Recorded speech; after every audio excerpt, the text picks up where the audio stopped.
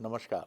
बहुत स्वागत है आपका उस कार्यक्रम में जिसका नाम है हे प्रभु आनंद दाता, और उसके एक और नए एपिसोड में हम आपका हृदय से स्वागत करते हैं। आज जिस विषय को हम अपने विद्वान वक्ता के समक्ष रखेंगे वो विषय मुझे याद आता है कि पहले भी एकाध प्रसंगों पर हमने बातचीत की है, लेकिन प्रचंड गर्मी के बीच 2026 की मई में कोई ऐतराज़ नहीं है, कोई हर्ज नहीं है अगर हम कुछ ऐसे विषय जिन पर एक आध बार किसी रेफरेंस के साथ चर्चा हुई है उन पर हम फिर बात कर लें। शंकराचार्य जी कहते हैं, संसार स्वप्नम तज मोह निद्रा। संसार एक स्वप्न की तरह है और मोह टूटेगा तो निद्रा में आने वाला ये जो मोह रूपी एक माया जाल है वो भी टूट जाएगा। लेकिन हमें जितनी प्रिय नींद है, निद्रा है, उतने ही प्रिय स्वप्न भी है। और स्वप्नों का खेला भी बड़ा विचित्र है। अगर आधुनिक विज्ञान की बात करें तो जो लोग लेटते ही स्वप्न देखने लगते हैं वो गहरी नींद में नहीं जाते हैं। जिनको प्रतिदिन यानी उनका ब्रेन इतना एक्टिव है कि लेटने के तुरंत बाद वो दिन भर जो कुछ भी घटा है या अचेतन में जो कुछ भी जमा है वो किसी फिल्म की तरह रोल ऑन करके शुरू कर देता है। हाँ, अगर स्वप्न शास्त्र के विश्लेषण की बात करें तो कुछ बताने और समझाने वाले स्वप्न ऐसी मान्यता है कि वो होते हैं। जैसे अभी हमने, आप सब ने अगर वो पॉडकास्ट नहीं देखा हो तो ज़रूर देखें, जिसमें प्रोफेसर स्वर्णलता तिवारी जी से हमने बात की, जिन्हें अपने वर्तमान सहित 3 जन्मों का भान है। आप इसको जिस रूप में भी देखें, दावा समझ लें, लेकिन इस पर दुनिया के जाने माने American psychologist, psychiatrist doctor Ian Stevenson, उन्होंने रिसर्च किया है और उनकी जो किताब है ऐसे 20 केसेस पर, उसमें बहुत प्रामाणिक प्रकरण माना गया है भारत की पन्ना ज़िले की निवासी, उस समय वो तिवारी नहीं, विवाह के पहले मिश्रा होती थी, स्वर्णलता मिश्रा का। इयान स्टीवेंसन खुद आए और उन्होंने स्वर्णलता जी की बताई गई बातों की पुष्टि की। तो स्वर्णलता जी का कहना था कि उन्हें कुछ इंट्यूशंस होते थे स्वप्न में। शादी के पहले जो घर दिखता था, जब उस घर में गई तो ये वही घर था, हूबहू वही घर था। उनके पति अखिल भारतीय सेवा के अधिकारी रहे। रायगढ़ जो छत्तीसगढ़ में है, विभाजित मध्य प्रदेश की बात है, रायगढ़ कलेक्टर वो बने तो उन्होंने पहले ही बता दिया था कि एक बंगला है बड़ा भारी, दाईं तरफ स्टोर रूम होगा, बाईं तरफ एक छोटा सा लॉन है, बड़ा सुंदर है। और जब उनके पति ने ज्वाइन किया और वो बंगला उनको अलॉट हुआ तो उन्होंने सबसे पहले घर फ़ोन करके कहा कि स्वर्णलता, जो तुम कहती थी वो बिल्कुल ऐसा है। ये संकेत देने वाले स्वप्न माने जा सकते हैं। कुछ ऐसे स्वप्न हैं जिनका आपके चिंतन या अचेतन से भी संबंध नहीं है। जैसे कुछ दुर्लभ स्वप्न होते हैं जो मैंने पढ़े हैं, सफ़ेद हंस उड़ता हुआ दिख जाना,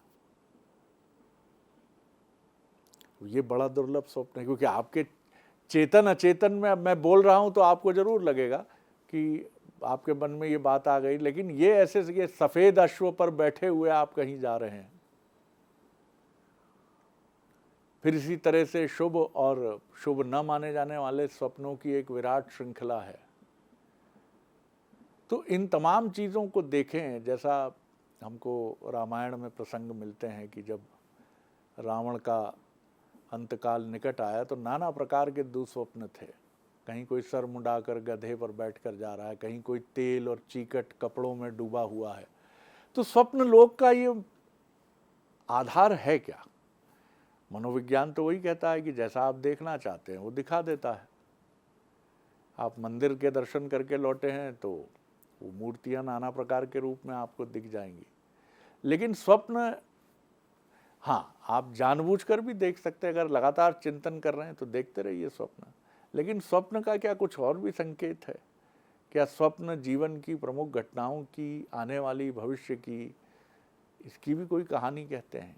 क्या स्वप्न हमारे जीवन की दशा दिशा ठीक है कि नहीं है ये भी बताते हैं, क्योंकि मनोविज्ञान कहता है कि दमित स्वप्न भी आते हैं आपको, जो आपकी दमित इच्छाओं के प्रतीक है, सप्रेस्ड एस्पिरेशंस जो हैं आपकी। चलिए चलते हैं अपने विद्वान वक्ता, भगवत गीता के अध्येता, मानस मर्मज्ञ प्रोफेसर डॉक्टर सुरेंद्र बिहारी गोस्वामी जी की तरफ। प्रणाम कर रहा हूँ गोस्वामी जी। आपने एक स्वप्न को लेकर एक अच्छा शब्द उपयोग किया, स्वप्न शास्त्र जी। तो आपने चूंकि एक व्यवस्थित बात की, तो जब भी कोई बात व्यवस्थित की जाती है तो वो शास्त्र की परिधि में उसको समाहित कर सकते हैं जी। तो स्वप्न की अपनी व्यवस्थाएं उस चिंतन में हो सकती हैं। आप जब बात कर रहे थे तो मुझे पुराने ज़माने में मैंने वो फिल्म शो जब हुआ करता था, तो फिल्म शो पिक्चर देखने हम जाते थे, तो वहाँ पर हमने वो मशीन भी देखी थी, जिस मशीन में एक पुरानी सी मशीन होती थी, रील फंसा दी जाती थी, रील चलती थी, प्रोजेक्टर, उसके सामने लेंस में वो दिखाई पड़ने लगता था। देखो, मन अपना अनंत वेगशाली है, मन ही, शास्त्र कहता है मन ने ही संसार की संरचना की है। आपका मन ही संसार बनाता है, आपका मन ही आपका कर्म बनाता है, आपका मन ही मोह से उत्पन्न होने के बाद नाना प्रकार की सृष्टियों को करता है। सारी परिकल्पनाओं को जन्म जन्मांतर तक लेने वाला मन ही है। मन की गति, मन का जो वेग है, मनोवेग, उससे तीव्र वेग वायु का भी नहीं है। वायु से भी तीव्र मन होता है। तो आप मन में कोई भी चीज चिंतन करें, उस क्षण के हजारवें भाग में, करोड़वें भाग में तो मन वहां हो आता है। यदि मन को जल कह दें तो कितने अनंत प्रकार के जल मन को दिखने लगता है, समुद्र का, नदियों का, पीने का, मटके का, फ्रिज का, बॉटल का, ना जाने कितने प्रकार के जल, वो मन, कितनी चीजें। लेकिन वो सारी चीजें लेकर मन बड़ा बेचैन होता है और उसकी कथा सुनाना चाहता है किसी को। मन के फिल्ट्रेशन से, मन के कल्पनातीत प्रक्रिया में जो स्थिर हो जाता है, उससे बुद्धि बनती है। मन का वो सारा अस्थिर तत्व जहां स्थिर हो जाता है, जितना भाग स्थिर हो जाता है, वो बुद्धि उत्पन्न करती है, वो बुद्धि बन जाता है। तो बुद्धि है सामने का वो कांच प्रोजेक्टर का। तो मन और बुद्धि में जब चर्चा होती है तो मन अपने नाना प्रकार की बातें बुद्धि को सुनाता है, फिर बुद्धि उनको दिखाता है प्रोजेक्टर के माध्यम से।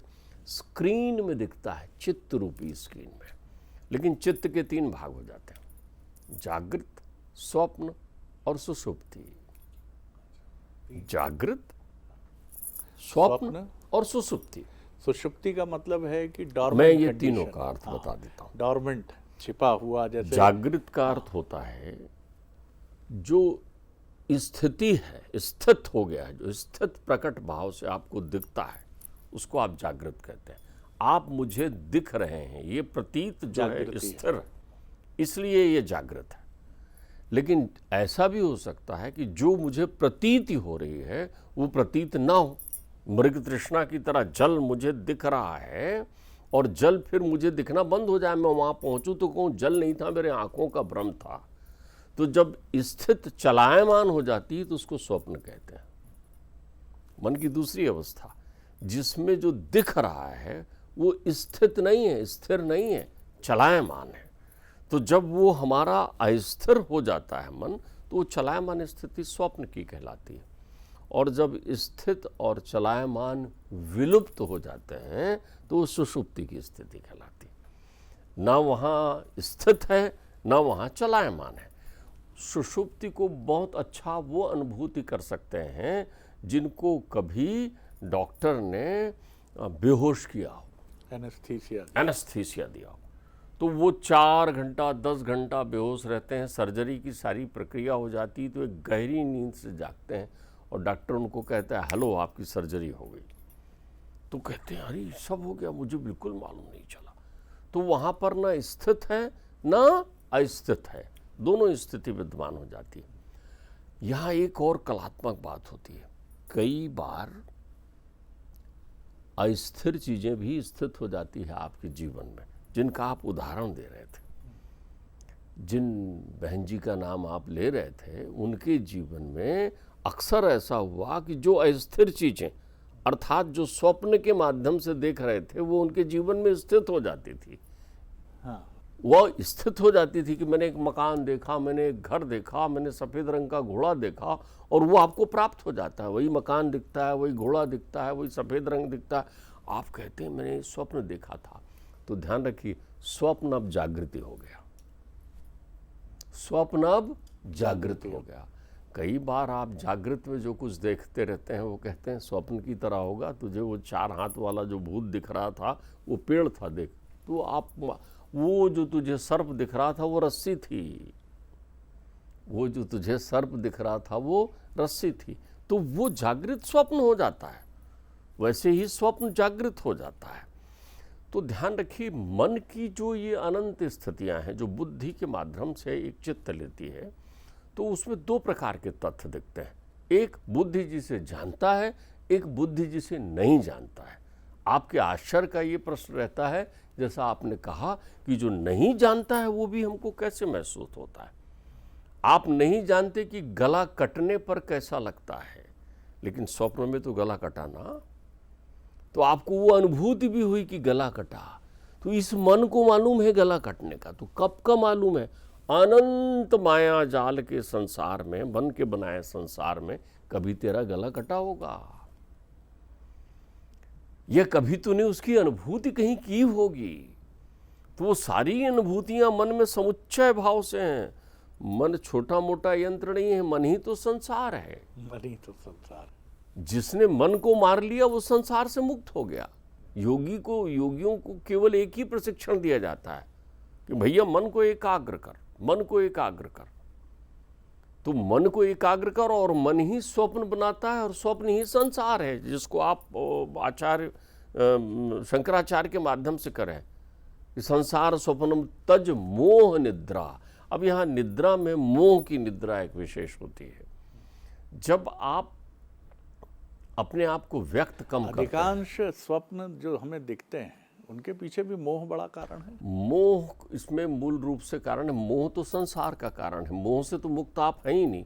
मोह के भीतर के बने हुए पुतले हैं आप। आपको प्रत्येक इंद्रियों से मोह है, सारे संसार से मोह है, जो कुछ है वो मोह है। तो मोहमय है। मोह तो वो रंग है जो चारों तरफ आपको घिरा हुआ है, लेकिन उस रंग में जहाँ प्रियता या अप्रियता आपको केंद्रित हो जाती है वो आपको बांधती है।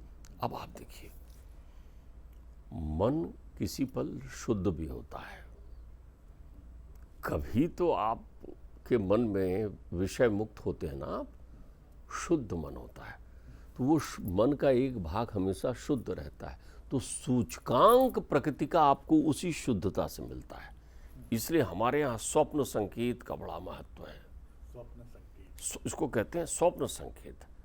देखिए, स्वप्न देखने के लिए कोरिलेशन में स्वप्न संकेत पर आपसे बात करूं, उसके पहले थोड़ा सावधान इसलिए करूंगा कि स्वप्न किसको दिखता है। बहुत थके हुए आदमी को भी स्वप्न दिख सकता है, वो संकेत होता है। और आलसी को भी स्वप्न दिख सकता है। जो अकर्मठ होता है ना, जो खाली कल्पनाओं में जीता है कि मैं ये कर दूंगा, मैं वो कर दूंगा, उसको ज़्यादा स्वप्न आते हैं। ध्यान रखिए, जो अनिद्रा में रहता है उसको स्वप्न ज़्यादा आते हैं।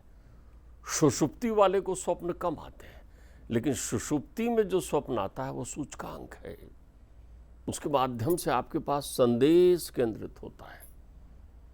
लोगों को कहाँ कहाँ से शुरू है स्वप्न के संकेत। कितनी गहरी बात। आपको सबसे पहले स्वप्न संकेत को वो बताता है घर घर में सत्यनारायण की कथा। आप बिल्कुल, कोई भी शुभ अवसर होता है, सनातनी और आध्यात्मिक आदमी है तो सत्यनारायण की कथा करता है। उसमें कितना बढ़िया स्वप्न संकेत कहा कि जब राजा ने वो वणिक को और उसके दामाद को बांध लिया चोर बांधकर और अपमान कर दिया उन्होंने साधु का, तो पकड़ के ले गए, तो राजा को स्वप्न हुआ। राजा को स्वप्न हुआ। यहाँ देखिए, स्वप्न में सत्यनारायण जी ने आकर कहा भगवान जी ने कि देख वो निर्दोष है, उसको छोड़ दे, नहीं तो तेरा राज्य में भ्रष्ट कर दूंगा। तो उनको प्रभु की कृपा से छोड़ दिया। देखिए, स्वप्न संकेत हर घर में पहुंचा रहे हैं ताकि आप समझ सकें कि स्वप्न में संकेत निहित है, और आपके वेद पुराणों में इसका बड़ा बात है। आप ध्यान रखिए, विभांडक ऋषि को चोर समझकर राजा बंदी बना देते हैं और राजा उन्हें सूली पर लटका देते हैं। और सूली पर लटका कर राजा शयन करने जाते हैं तो राजा के मन में भी तो ये अंतर्द्वंद होगा ना। तो राजा को स्वप्न संकेत होता है कि तुम क्या कर रहे हो, ऋषि को तुमने सूली पर लटका दिया, वो शापित कर देगा तुमको। राजा उनको छोड़ देते हैं। तो ऋषि उनसे कहते हैं कि भाई तुम्हारा कोई दोष नहीं। वो यम से पूछने जाते हैं कि मुझे किस दंड के कारण इसमें लटकाया गया। वो कहते हैं आपने बालपन में टिड्डे को चीर कर मार दिया था। तो वो धर्मराज को श्राप देते हैं, तुमको मृत्युलोक की बाल लीलाएं में भी दंड दिखता है तुमको, मेरी पात्रता नहीं थी उस समय समझने की, जाओ तुम विदुर हो जाओ। तो विदुर भी तो इसी स्वप्न लीला के अंतर्गत आए हुए हैं। आप देखिए ये स्वप्न संकेत है, स्वप्न संकेत का अद्भुत उदाहरण। इसलिए प्रत्येक स्वप्न जो आपके वासनाओं से जुड़े हुए हैं वो महत्वपूर्ण नहीं है।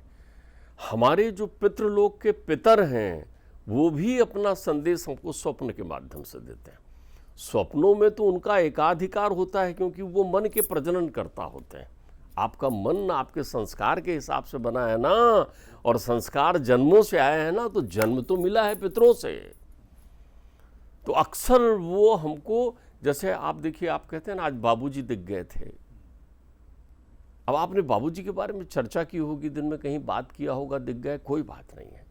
लेकिन आप बिना किसी चर्चा और प्रक्रिया के बाबूजी कुछ आपसे कह जाते हैं और कुछ दिनों के बाद वो स्वप्न जागृत में हो जाता है, तो आप कहते हैं ये संकेत है। जन्म जन्मांतर से चले आने वाला अपना मन अनंत है। अपनी बुद्धि का हम उपयोग केवल 3% करते हैं अधिकतम। आपको चिकित्सा क्षेत्र का सबसे बड़ा आश्चर्य बताऊं, विज्ञान का आश्चर्य बता रहा हूं। मस्तिष्क विज्ञान बहुत बड़ा है और सर्जरी में ब्रेन सर्जरी का बड़ा स्थान है, लेकिन ब्रेन को समझने की क्षमता 10% से ज़्यादा ब्रेन को समझ ही नहीं पाए हैं चिकित्सक, और सर्जरी करते हैं और सफल सर्जरी करते हैं। क्योंकि कोई भी व्यक्ति 3% से ज़्यादा अपने ब्रेन का उपयोग नहीं करता, और जो इससे ज़्यादा अपने ब्रेन का विकास कर लेता है वो आचार्य शंकर, विवेकानंद इत्यादि इत्यादि स्वरूप में बन जाता है। अब आप देखिए स्वप्न का कितना सुंदर भास। जब भी मैं पुराण के उस प्रसंग पर पहुंचता हूं तो स्थित प्रज्ञ हो जाता हूं कि कितना सुंदर भास। निर्विकार बैठी हुई बाणासुर की पुत्री उषा पुरश्चली नहीं है, चंचल नहीं है, किशोरी हैं। बाणासुर शिव के भक्त हैं, उनके यहाँ का पूरा वातावरण शिवमय है, संस्कारी है, अत्यंत अद्भुत दिव्य वातावरण है। लेकिन प्रारब्ध जब निश्चित होता है तो स्वप्न के माध्यम से जोड़ता है। प्रारब्ध निश्चित है कि बाणासुर के अभिमान का भंजन जो है श्री कृष्ण को करना है, जन्म जन्मांतर से चले आ रहे हैं। बलि के प्रतापी पुत्र हैं, परमात्मा ने वचन दिया है कि बलि के वंश का वध नहीं करेंगे। बाणासुर ने शिव से कहा है कि मैं तुमसे युद्ध करना चाहता हूं। शिव ने कहा ठहर रे, तुझे मैं युद्ध करने वाला भेजूंगा, तेरी युद्ध की पिपासा शांत करूंगा। माध्यम उषा बन रही है। उषा जो परम भक्त है शिव की, परम सतोगुणी है, वो अपनी सुषुप्ति स्थिति में एक सुंदर से युवराज के दर्शन करती है, अत्यंत सुंदर रूपवान। सुबह उठती है, जागृत होती है तो अपनी सहेली को बुलाती है, चित्रलेखा को, जो चित्र बनाने में प्रवीण है। वो उससे कहती है कि मैंने स्वप्न देखा। बोले किसका, कैसा है? तो बताती, ऐसी आंखें, ऐसा बाल, ऐसा। वो वैसे ही चित्र बना देती है। वो कहती है हाँ इसी को स्वप्न में देखा। तो वो देखती है दुनिया में सारे लोगों के साथ, उस समय चित्र मिलान करती है। फिर वो कहती है, कृष्ण को दिखाती है, प्रद्युम्न को दिखाती है। जब अनिरुद्ध को दिखाती है तो कहती यही है वो चितेरा। चित्रलेखा माया से अनिरुद्ध का हरण करके लाती है। लेकिन स्वप्न का संकेत, अनिरुद्ध और उषा का प्रणय मिलन होता है, विवाह होता है, और उनको बंदी बनाते हैं बाणासुर। और बाणासुर, भगवान कृष्ण में युद्ध होता है, बाणासुर की भुजाएं कटी जाती। स्वप्न संकेत प्रारब्ध में पहुंचाता है। यत विधना लिखते ललाट पट्टम, बसरते वो स्वप्न आपने किसी विषय, वासना और विकार और मोह में न देखा हो। तो जब आप शुद्ध चित्त होकर सुषुप्ति की नींद लेते हैं और गहरी प्रगाढ़ निद्रा में पहुंचते हैं तो मन बुद्धि से कहता है कि चल प्रारब्ध को पूरा करते हैं, और बुद्धि उसके दर्शन करा देती है स्वप्न के रूप में। डॉक्टर साहब के एक बहुत सुंदर आख्यान से एक चीज़ तो ये समझ में आती है कि तीसरी अवस्था बड़ी पवित्र है, सुषुप्ति। और सुषुप्ति तक जाना यानी कि विकारों के साथ ना जाना, क्योंकि विकारजन्य स्वप्न हमारी कुंठाओं का, अवचेतन में दबी इच्छाओं के प्रतीक हैं। यही विज्ञान भी कहता है और यही अध्यात्म भी कहता है। लेकिन डॉक्टर साहब यहाँ जो मीमांसा और विश्लेषण से तथ्य प्रस्तुत कर रहे हैं कि संकेत जो मिलते हैं, जो भविष्य में प्रारब्ध बनते हैं, वो सुषुप्ति में मिलते हैं। जब एक गहन पवित्रता की मनोदशा में आप स्वप्न देखते हैं, स्वप्न भी अनूठा, किसी बड़े घर में आप प्रवेश कर रहे हैं और कहीं कोई व्यवस्था नहीं है, दूर दूर तक कि घर कैसे मिलेगा। तो ये पहली चीज़ है कि अगर आप इच्छाओं के वशीभूत हैं, अगर आप बार बार किसी चीज़ के बारे में सोच रहे हैं और स्वप्न आ रहे हैं, तो ये एक प्रक्रिया है जो बहुत सहज है। लेकिन अगर लीक से हटकर प्रश्न आ रहे हैं और आप अपनी मनोदशा का भी विश्लेषण करते हैं, तो आप पाते हैं कि आप इस समय इच्छाओं के माया जाल या दलदल में धंसे नहीं हैं। तब अगर कोई संकेत मिल रहा है तो वो महत्वपूर्ण है। बहुत धन्यवाद डॉक्टर साहब। अगले एपिसोड में एक और विषय लेकर उपस्थित होंगे। प्रणाम, नमस्कार।